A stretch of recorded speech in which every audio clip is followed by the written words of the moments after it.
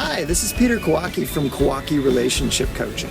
We all want that perfect date, whether we're single or already in a relationship and just on date night. The good news is that the quality of your date is largely in your control. What you do during the date and how you position yourself makes a lot of difference. So let's go over 5 of the keys to having a good date. First, think partnership. For singles, dating often has a game element. We're thinking about tactics and, what is that other person thinking about?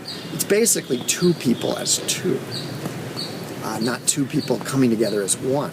But even for married couples, this is often the way that we think. We're not really sharing the activity together. We're 2 separate people who happen to be at the same activity. This is the wrong way to approach a date. We need to always be thinking about coming together as one and thinking in terms of the we, not about 2 separate people. The second, get vulnerable.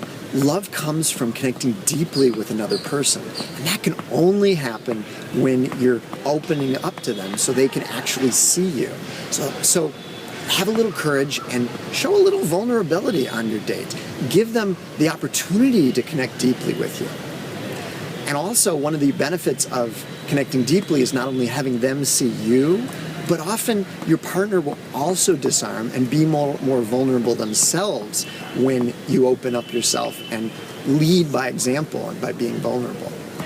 Third, lower expectations. We all want to have a romantic, amazing date. But the thing is, we're human. So we're going to make mistakes, and our partner is going to make mistakes on the date. And these mistakes can be poor situational awareness, they could be a poor choice of words, they could just be from low blood sugar. And further, our external environment can also make our date less than perfect.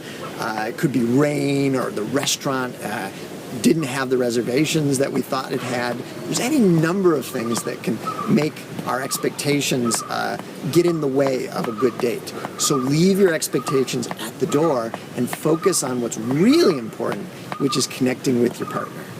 Fourth, pick a light activity for your date. Dates are like sessions at a professional conference. You need an activity for some structure, but really you're there to connect with another person.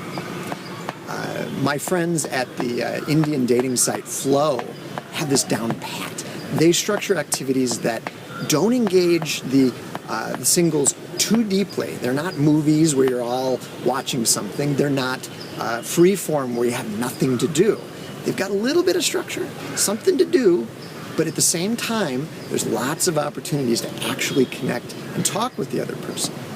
So when you're planning your date, look for something that does have something to do. It isn't free form, but it doesn't have too much to it. One of my personal favorites is the zoo, actually, because you can walk around, you can see animals, but at the same time, you can also stop and talk. Finally, find a common activity with your partner for your date. I may like the zoo, but if my partner doesn't like animals, then they're not really going to enjoy it that much. Similarly, if your partner's a beer geek, then a brewery tour might be good for them, but you won't have much interest in it. So when you're planning your date, look for some activity that both of you are honestly interested in or curious about. Not something that's largely something for you or for your partner. There is a time for learning your partner's likes and seeing what their interests are about. But dates are not that moment. Dates are a moment to connect with your partner. So look for something that you can share with them that you both enjoy. All the best on your next date. For more on better chemistry with your partner and for coming together 2 people as one, click on the link above for my article on owning your partner's narrative. That's all for now. Take care until I talk with you next time.